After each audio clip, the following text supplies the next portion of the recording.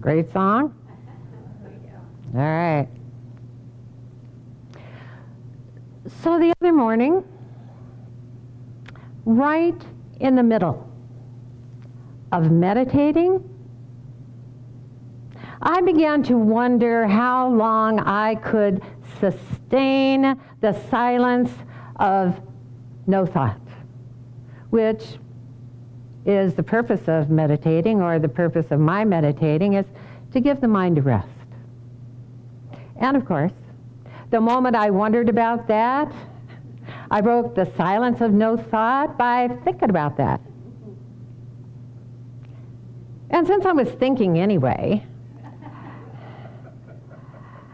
it occurred to me that silencing the mind is a bit like holding a yoga pose. The longer we can hold a yoga pose, the more good it does for us. But the fact that we can get into a yoga pose at all is a good start. And that does us good too. Not to worry if you can't get into a yoga pose, because today is not about yoga. But it definitely is about practice. It's about spiritual practice.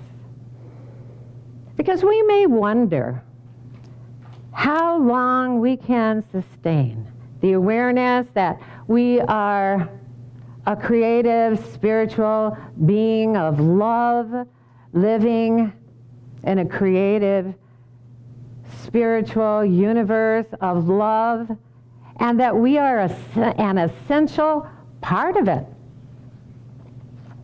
Even while we're living in this human environment, where we humans often say and do so many unloving things, how we can sustain that without letting those unloving words and actions become our focus and bring us down. And we may wonder how long we can hold the awareness that our life matters to the source of all life, that we are known, that we are loved, and that we are supported every moment, right where we are, even while we're here, even in this moment.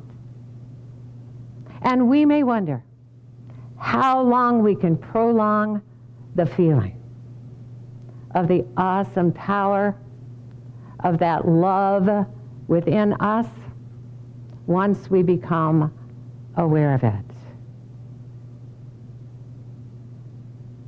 And we may wonder how long we can keep in mind that we've been given the power to create a life we enjoy living every day. While we're living as a human being in a world where unwanted stuff happens, and where we humans talk about our vulnerability and our limitations rather than our spiritual power. Well, since how we experience every moment is entirely up to us, and because our choices affect what we attract to ourselves in those moments, and because the source of love that created us as an extension of itself, as an essential part of creation, wants us to have such a good time while we're here in this world, obviously, the longer we can hold our spiritual position and the awareness of who we truly are, the more good it does us. But the fact that we can, even for a moment, rise to that awareness within us at all is a good start. And that does us good every time we can do it. There is power in those moments that does more good for us than anything in this world could ever do for our health and happiness and our experience of abundant good. In those moments, we are perfectly aligned with our spirit, with our soul, with our inner being, with the one that is always, always with us, because it is the source of our human life, the inner spirit to our outer form, the inner knowing to our outer wondering. And it never forgets our oneness with it, or the love of the whole universe. The longer we can consciously blend our humanness with our divinity and let that divinity shine through our human self in whatever we do, the more good it does for us. In the Shanti Cristo study group papers, we read, that is the power given unto you in every moment. And there is no one and nothing that can force you to deny the extension of that light except yourself. That's how easy it is.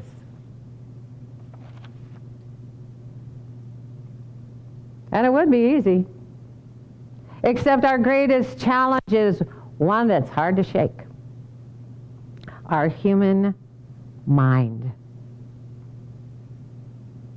That's where the only argument against our spiritual awareness takes place. As we quoted way last July. Actually, it was just 2 weeks ago. Mooji wrote, "Don't waste time watching and reacting to the minds of others. Your own mind causes more trouble than the minds of everyone put together." I mean, we learn from this world that it's the amount of effort we offer that equals the amount of results we get in anything. The results we get as a healing or as our health. The results we get in any relationship. The results we get in all of our life. We learn you gotta work for it. You gotta earn it. And it takes effort. But as spiritual beings, that's a backward approach. There is a big difference between human stubbornness, with its fighting against and fighting with a problem, and the spiritual intention to let life flow beautifully and easily, as it does when we let it. If we can quiet our mind, even for a moment, we realize that if we can quiet our mind, then we are far more than the thoughts we think. We are the power behind our thoughts. And we have power over our minds. Anytime we think our mind won't let us meditate or chill or trust life, anytime we think our mind is making us crazy, we're giving our mind power that it does not have at all without our consent. We hold the power to direct our mental focus toward whatever we choose. And we can direct it toward thoughts that feel good to think. And anytime a thought feels good to think, the longer we can hold our focus on it, the more good it does us. And there's no one and nothing that can force us to deny our power over our mental focus but ourselves. It's been said that what you do every day is more powerful and life-changing than what you do once in a while. And we know that's true when it comes to our health or exercise. I mean, it's an apple a day, not just every once in a while that keeps the doctor away. What if we made an everyday intention to notice our thoughts as we think them, while we're thinking them? What if we made it our intention to focus only on those thoughts that cross our mind that feel good and feel good to focus on? What if we decided to detox for a day by eliminating negative thoughts and conversations from our day? What if we made it our intention each day to be loving and kind no matter what, no matter who, but especially to ourselves? Just like most things that the world has gotten backwards, it's not true that the road to hell is paved with good intentions. There's power in good intentions because it is our intention that directs our mind. Buddha wrote, intention is active, not only in the things we do and say, but also in what we think. It is the force that drives action through body, speech, and mind. It's like the rudder of a ship. If we made it our intention every day, even for a few moments, to start the day by taking time to rise in our awareness and remember that we are a creative spiritual being,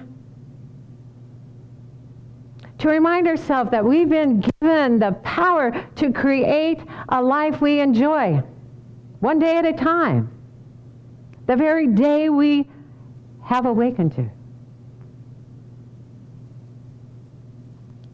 What if we took just a moment to rise into the spiritual awareness that belongs to us naturally? And what if we did that even before we decided to rise from our bed? If we did, even for a moment, it would do us so much good, because it would start our day on a positive roll. And then, no matter what came up for us during the day, we'd be off to such a good start with attracting good things to us that if we were to momentarily deviate or take a detour from our good intentions, it would be easier for us to notice we'd notice that we're not following them. And to get back on track more quickly before we started to attract something unwanted into our day.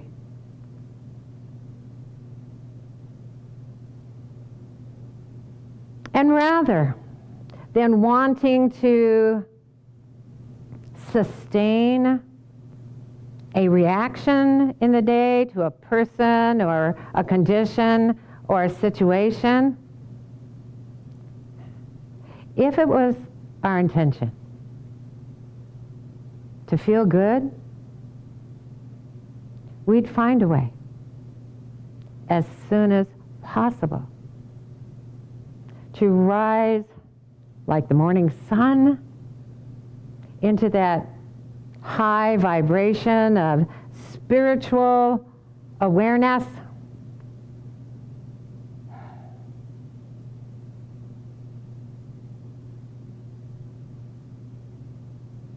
And stay there, rather than letting any situation or condition keep us down.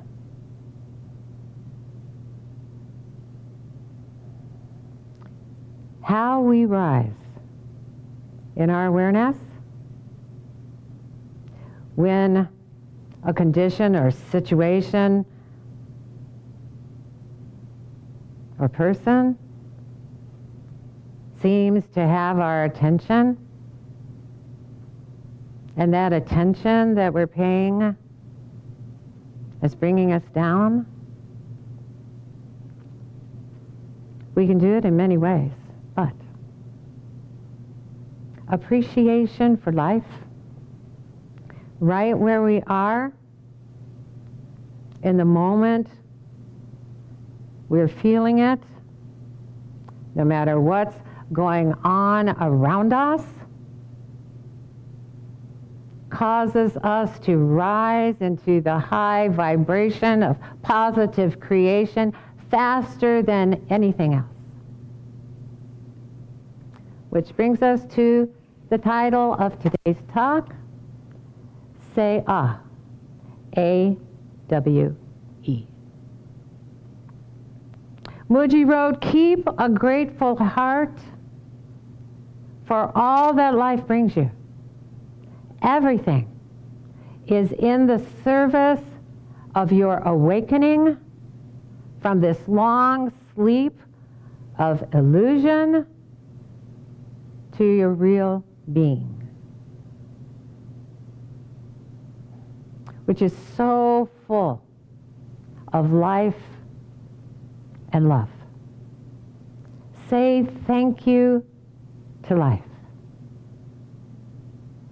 This will change your inner vibration, making you light and open and full of love, forgiveness, and joy. Appreciation for life changes our inner vibration, so we're able to see more of the beauty and grace and loveliness that is all around us and within us all the time. The more we intend to think about and talk about how good life is, the more we appreciate how good life is, the less we want to dwell on negative thoughts or engage in negative conversations. When it's our intention to feel good, that intention becomes the rudder of our awareness that allows the source of our good to flow into our awareness of it and to guide us to our good throughout the day. Then as the song goes, when the dog bites, when the bee stings, when we're feeling sad, We simply remember how awesome life is, and then we don't feel so bad.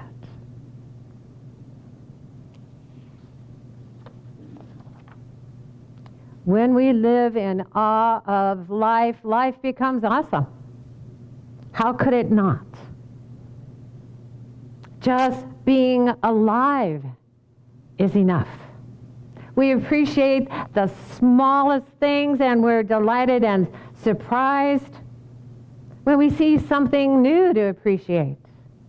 And there's always something new to appreciate, or something to appreciate in a new way, unless we get in our own way by thinking that we've seen it all and we know how it goes. Einstein wrote, "Do not grow old, no matter how long you live. Never cease to stand like curious children before the great mystery into which we were born."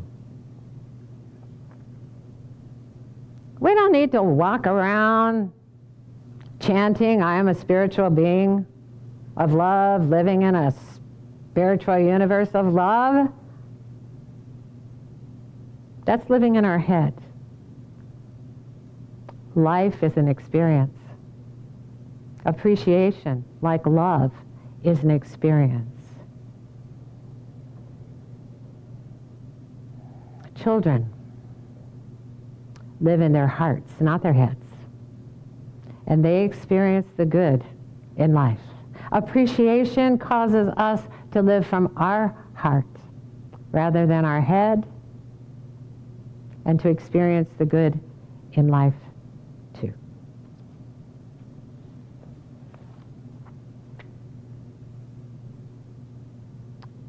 When we're appreciating life, we feel our spiritual connection with no reminders necessary.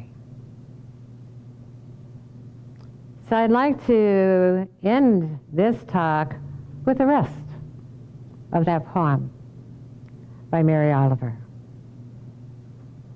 Truly we live with mysteries too marvelous to be understood. How grass can be nourishing in the mouths of lambs. How rivers and stones are forever in allegiance with gravity, while we ourselves dream of rising. How two hands touch and the bonds will never be broken. How people come from delight or the scars of damage to the comfort of a poem. Let me keep my distance, always, from those who think they have the answers. Let me keep company always with those who say, "Look," and laugh in astonishment and bow their heads.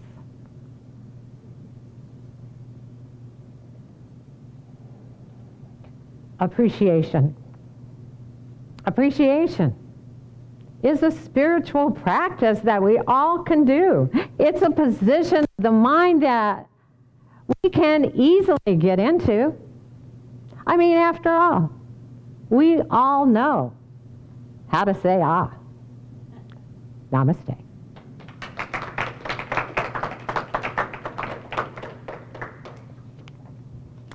All right. Well, this is the time of our service when we say thank you. And I just want to say thank you to Jim and Laura for their graciousness, for their love, offering their lovely home, and thank you. And it was so much fun. Those of you who could make it, it was such a joy to just be together and chill. That's what we've been talking about. Just being, and being in the joy of being in life together. And we are so grateful. I am so grateful to look out and see all of you. I know you've noticed we're growing. And it feels so good because that is our intention. That's our good intention, to share who we are and allow others to come and join us, invite others to come and join us and to know this and to live this as we are doing and seeking to do. So look at us. And I know that there are those of you watching, and Debbie's back in Honduras, and we were so blessed to have her here for a month. Thank you, Debbie. Today's your birthday. And Reverend Kim mentioned, which you neglected to mention, today's your birthday. So, ready? Happy birthday to you. Happy birthday to you. Happy birthday, dear Debbie. Happy birthday to you. And we miss you here. All right. And we just want to say thank you to everyone else. If you're watching from Seaside, Oregon, or Seaside, California. Beg your pardon? Flint, Michigan, or Grand Blanc.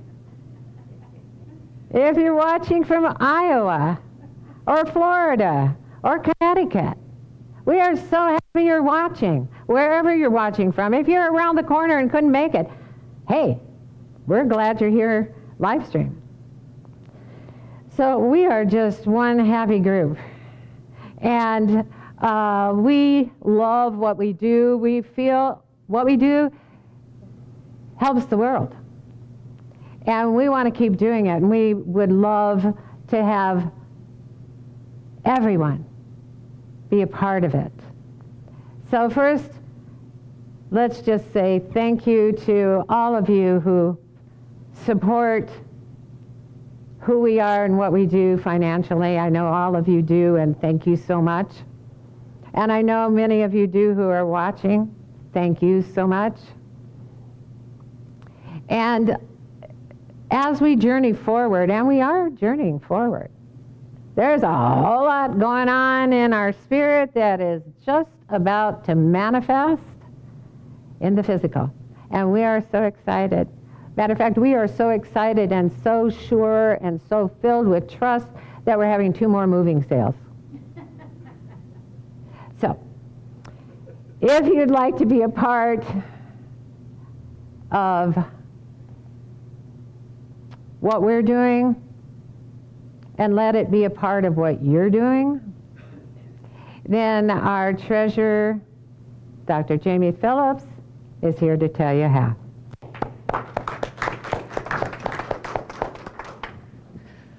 Well, good morning. Good morning. All right.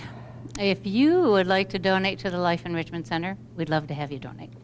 You can do so if you're watching this online, or you can go to facebook.com/Life Enrichment Center. There's a donate button on that page. Feel free to click it and make a donation there. You can donate via our website, lecflint.com. There's a donation button on that site. You can also go to PayPal, and our email address for PayPal is lec2512@gmail.com. And lastly, if you'd like to send in a check, you can do so. You can go to our P.O. Box. It's Life Enrichment Center, P.O. Box 321-294, Flint, Michigan, 48532. All right. And here in the sanctuary, we're going to be doing an offertory.